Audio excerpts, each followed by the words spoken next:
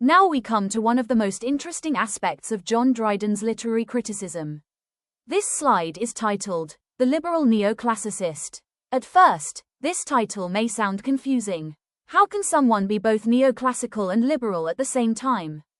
To answer this question, let us first understand what neoclassicism means. Neoclassicism was a literary movement that admired the great writers of ancient Greece and Rome. It emphasized reason, order, balance, discipline, decorum, and rules. Writers believed that literature should follow established principles instead of depending only on emotion or imagination. Dryden accepted these neoclassical principles. However, unlike many French critics of his time, he did not believe that literary rules should be followed blindly.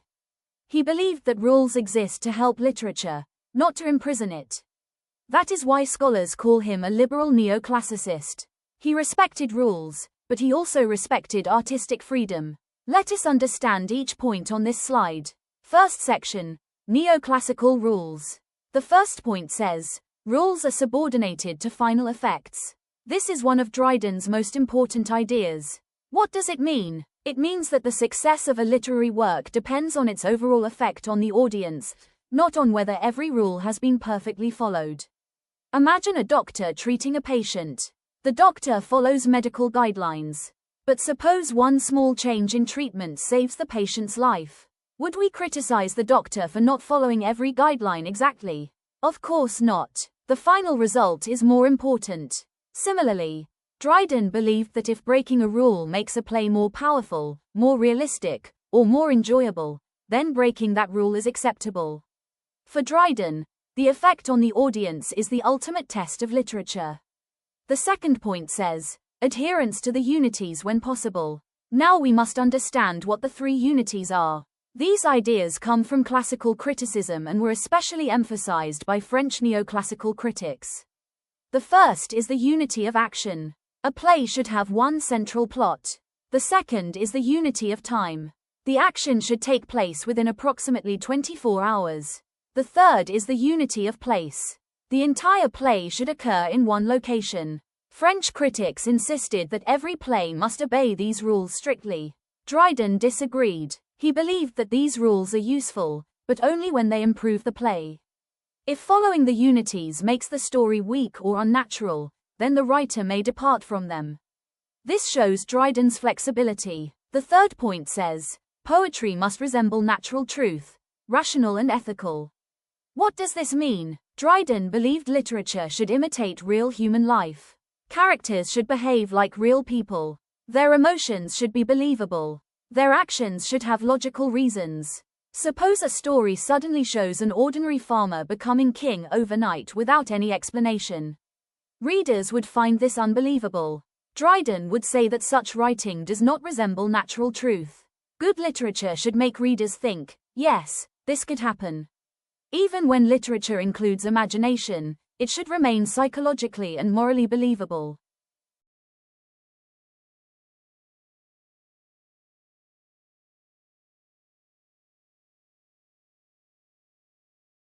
Second section, Native English Imagination. Now let us move to the right side of the slide. Here we see Dryden's liberal side. The first point says, the primary aim of poetry is delight. Earlier critics often argued that literature mainly exists to teach moral lessons. Dryden agreed that literature should teach, but he believed that readers learn only when they first enjoy reading. Think about children learning mathematics.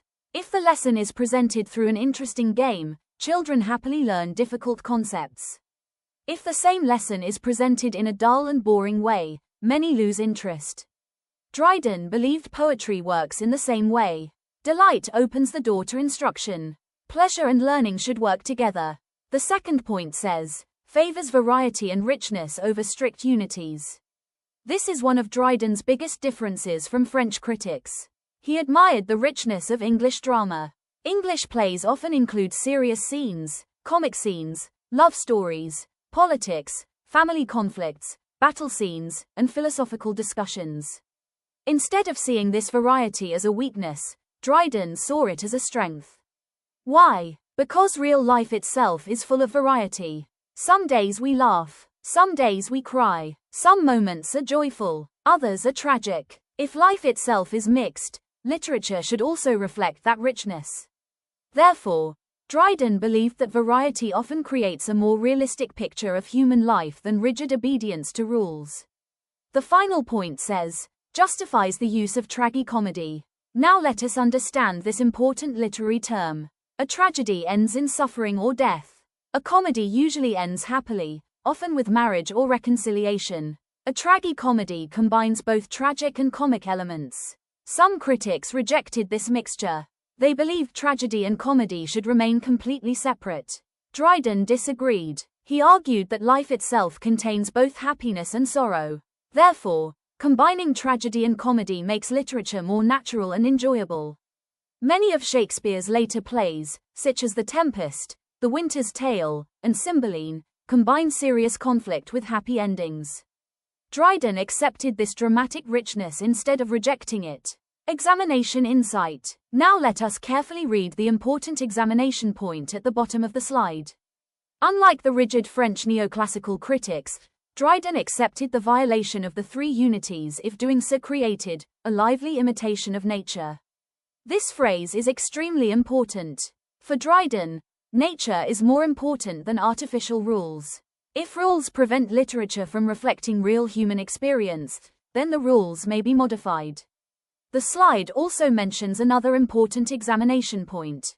Dryden goes against Aristotle by preferring epic to tragedy. Remember, Aristotle considered tragedy the highest literary form because it produces catharsis, the purification of emotions through pity and fear. Dryden respected Aristotle but believed that epic poetry has a wider scope.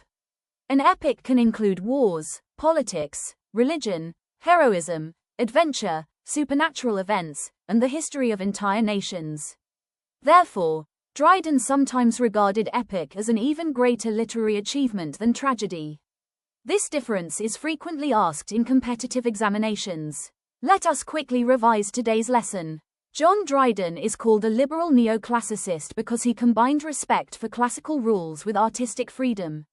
He believed that literary rules should serve the success of the work rather than dominate it. He accepted the three unities whenever they improved the drama but allowed writers to violate them when necessary. He believed that literature should imitate natural human life, remain rational and ethical, and above all delight the reader while also instructing the mind. Finally, he defended variety, richness, imagination, and tragicomedy, making his criticism far more flexible than that of the rigid French neoclassical critics. These principles explain why Dryden became one of the most balanced, practical, and influential literary critics in English literature. Now we come to the most important work in John Dryden's career as a literary critic. This work is called an essay of dramatic poesy, published in 1668. If someone asks, which is Dryden's greatest work of literary criticism? The answer is immediately, an essay of dramatic poesy, 1668. This single essay established Dryden as the greatest literary critic of Restoration England. Today, we will understand three important aspects of this work. First, the occasion, why Dryden wrote it. Second, the form, how he wrote it. Third, the major debates discussed in the essay. Let us begin. The occasion. The first question is, why did Dryden write this essay? To answer this, we need to go back to the 17th century. England and France were rivals in many fields. They competed in politics, science, culture, and literature. During this time, a French scholar named Samuel Sorbière visited England. After returning to France, he published an account of his visit. Unfortunately, he criticized England. He claimed that English science was inferior. He also criticized the English theatre, suggesting that French drama was much more refined and civilized. Naturally, English scholars and writers were unhappy. Dryden decided to respond, but notice something important. He did not write an angry attack on Sorbière. Instead, he wrote a thoughtful and balanced essay defending English drama. This shows Dryden's character. He preferred reasoned argument over emotional reaction. He compared English drama with French drama fairly and honestly. When French drama was better, he admitted it. When English drama was superior, he explained why. This balanced patriotism is one of the greatest strengths of the essay. So remember this examination point. An essay of dramatic poesy was written as a patriotic defense of English drama against the criticisms made by the French scholar Samuel Sorbière. The form. Now let us discuss the second point. The slide says, a Platonic dialogue. What is a Platonic dialogue? This method comes from the ancient Greek philosopher Plato. Instead of presenting ideas in the form of a lecture, Plato allowed different characters to discuss a topic. Each character presents arguments. Each questions the others. Each defends a different viewpoint. Readers listen to the discussion and finally decide which argument is most convincing. Dryden adopted exactly the same method. Instead of saying, "My opinion is correct, and everyone else is wrong," he created a conversation among four educated gentlemen. Each represents a different literary opinion. Their discussion is friendly, logical, respectful, and intellectually rich. This makes the essay lively and enjoyable. Instead of reading a dry textbook, we feel as if we are listening to an interesting debate. The slide also says, free give and take of views. This means every speaker has complete freedom to express his ideas. Nobody interrupts rudely. Nobody forces others to agree.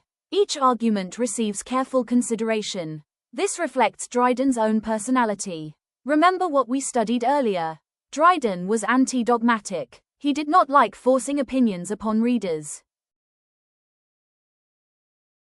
The next phrase says, anti-magisterial. This is an important examination term. A magisterial writer behaves like a strict schoolmaster. He simply announces rules and expects everyone to obey them. Dryden does the opposite. He never says, "This is the only correct answer." Instead, he presents different viewpoints, examines their strengths, recognizes their weaknesses, and allows readers to think independently. This is why modern critics admire Dryden's critical method. He teaches readers how to think, not merely what to think. Finally, notice the last sentence. Readers are left to decide the victory. This is one of the most beautiful features of the essay. Imagine watching a debate competition. After both teams speak, the audience decides which side presented stronger arguments. Dryden's essay works in exactly the same way. Although one speaker, Neander, usually represents Dryden's own views, Dryden never openly declares, "Neander has won." Instead, he leaves the final judgment to the reader. This democratic method makes the essay intellectually honest. The core debates. Now let us move to the heart of the essay. The entire work revolves around three great literary debates. First debate, ancients versus moderns. The first debate asks, who are better writers, the ancient Greeks and Romans or the modern European writers? The ancients include great classical authors like Homer, Sophocles, Euripides, Virgil, and Horace. The moderns include writers such as Shakespeare, Ben Jonson, Corneille, and other Renaissance dramatists. Some critics argued that the ancient writers were perfect and could never be surpassed. Others believed that modern writers had learned from the ancients and had even improved upon them. Dryden takes a balanced position.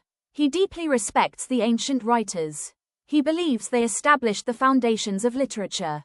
But he also believes that modern writers have introduced new strengths and deserve equal admiration. His conclusion is simple: respect the classics, but do not blindly imitate them. Second debate, French regularity versus English variety. The second debate compares French drama with English drama. French plays strictly followed the three unities. Everything was orderly, controlled, and carefully structured. English plays, especially Shakespeare's, were very different. They mixed tragedy with comedy, included many characters, changed locations, covered long periods of time, and combined serious scenes with humorous ones. French critics called English drama disorderly. Dryden disagreed. He admitted that French plays were more regular, but he argued that English plays better reflected the richness and variety of real human life. His famous principle was that literature should provide a lively imitation of nature.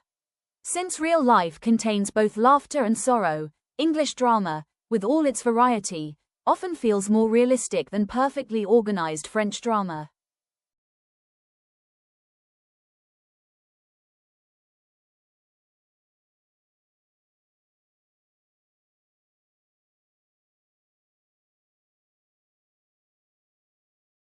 Third debate. Blank verse versus rhyme. The final debate concerns dramatic language. Should plays be written in blank verse or in rhyming verse? First, let us understand these terms. Blank verse is unrhymed iambic pentameter. This was the style used by Shakespeare. It sounds natural and resembles everyday speech while remaining poetic. For example, most of Shakespeare's tragedies are written in blank verse. Rhyming verse, or heroic couplets, consists of pairs of rhyming lines. Dryden believed that rhyme gives dignity, beauty, music, and elegance to heroic drama. Therefore, in this essay, he argues in favor of rhyme for serious heroic plays. However, later in his career, after gaining more practical experience in theatre, Dryden changed his opinion. He came to appreciate the greater naturalness and dramatic flexibility of blank verse. This shows another important quality of Dryden. He was always willing to revise his opinions when experience taught him something new. That is why he remains a practical critic rather than a rigid theorist. Let us quickly summarize today's lesson. An essay of dramatic poesy, published in 1668, is Dryden's masterpiece of literary criticism. He wrote it as a patriotic defense of English drama after the French scholar Samuel Sorbière criticized English science and the English stage. Instead of writing a rigid textbook, Dryden used the form of a Platonic dialogue, allowing different speakers to debate literary questions freely.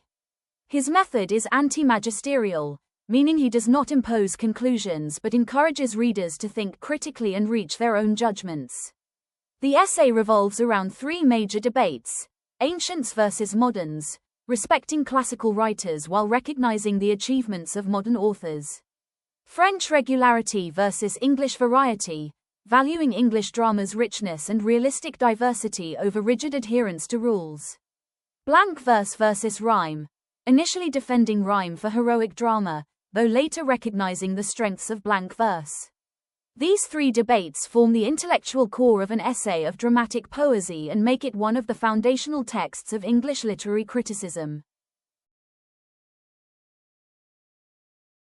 In this slide, we are going to understand the four speakers in John Dryden's An Essay of Dramatic Poesy. These four speakers are not just ordinary characters. Each one represents a different opinion about drama.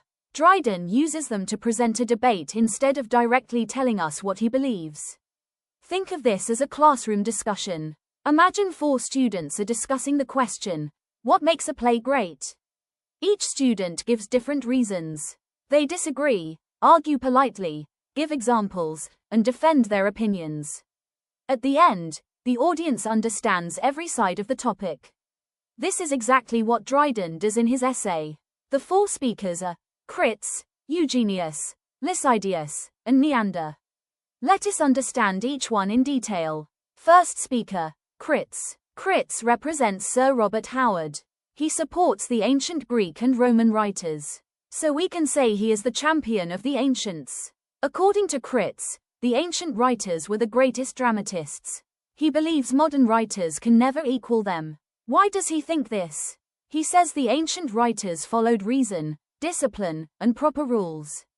They carefully planned every scene. Nothing was unnecessary. He also believes that serious plays should be written in blank verse instead of rhyme.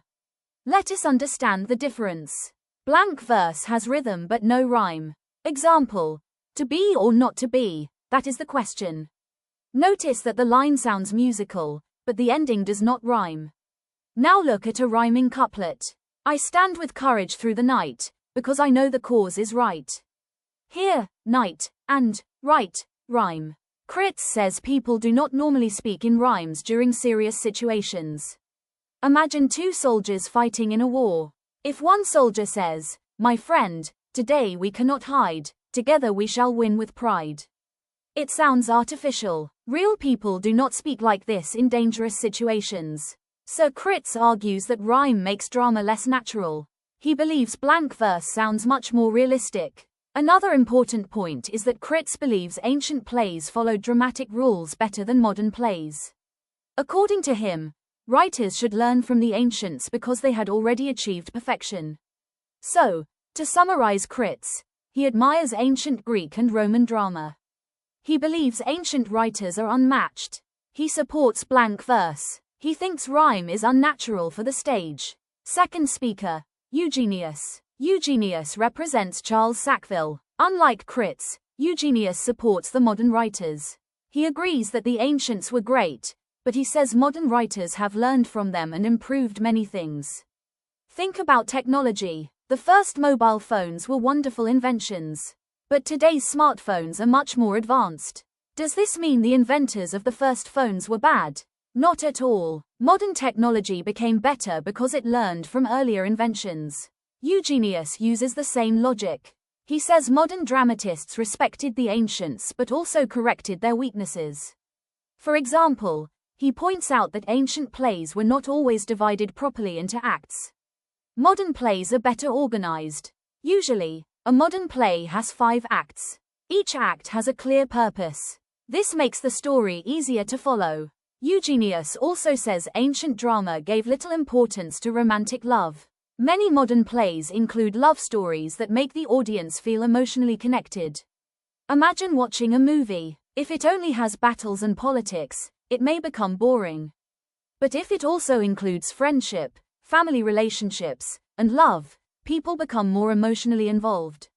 This is why Eugenius believes modern drama is richer. So Eugenius does not reject the ancients. Instead, he says, we respect them, but we should continue improving.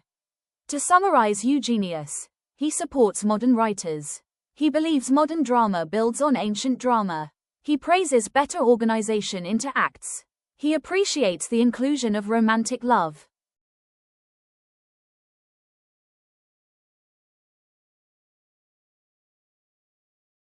Third speaker, Lycidius. Lycidius represents Sir Charles Sedley. He is the supporter of French drama.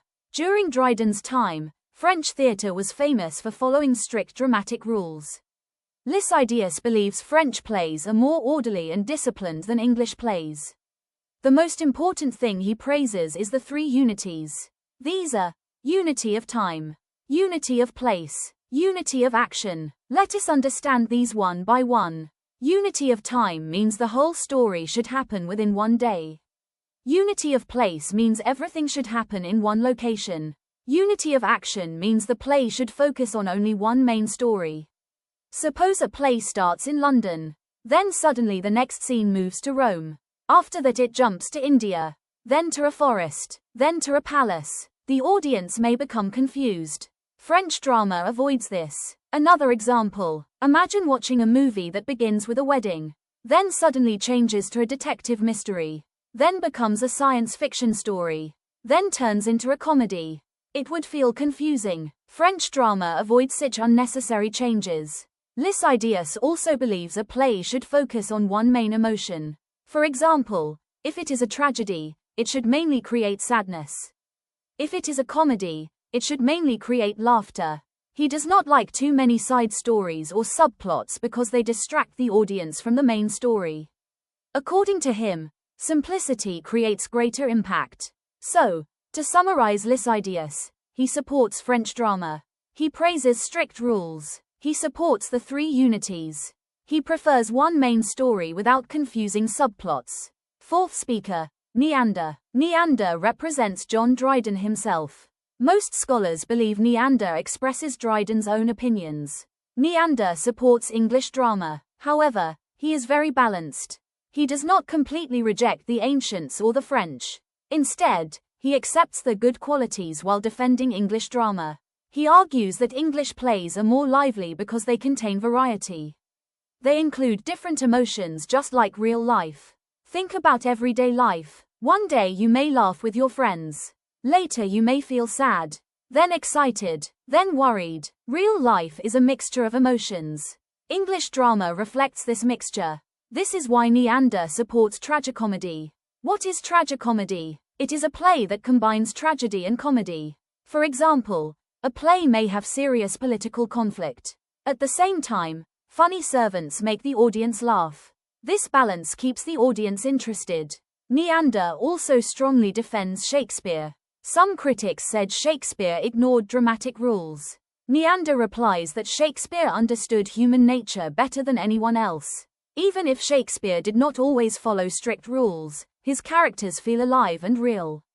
People remember Hamlet, Macbeth, King Lear, and Othello because they feel like real human beings with real emotions. Neander also defends the use of rhyme in serious plays. Unlike Crits, he believes rhyme can make important speeches more powerful and beautiful. Imagine a king giving a grand speech. Rhyming lines may sound more majestic and memorable. According to Neander, if rhyme is used carefully, it improves drama instead of harming it. So Neander believes English drama combines entertainment with emotional depth. To summarize Neander, he supports English drama. He defends Shakespeare. He supports tragicomedy. He believes variety makes drama realistic. He accepts rhyme when it is used properly.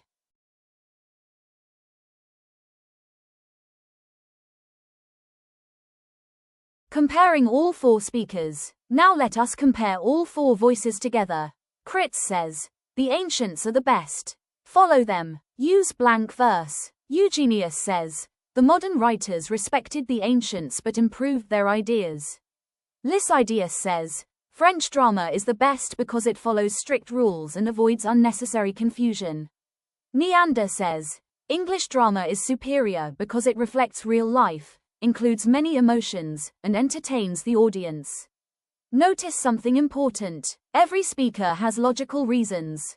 Dryden does not insult anyone. He allows every opinion to be heard respectfully. This makes the essay balanced and intellectual. You can remember the four speakers like this. Crits supports ancients plus blank verse. Eugenius supports moderns plus improvement. Lycidius supports French drama plus 3 unities.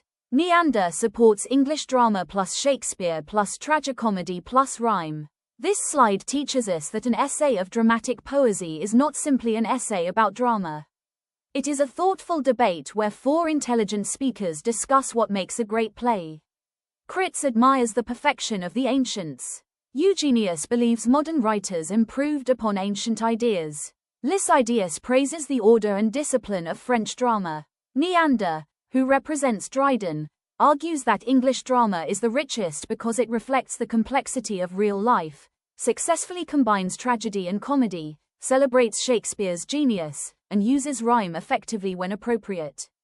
This discussion helps readers appreciate different dramatic traditions and understand that great literature can be judged from many different perspectives.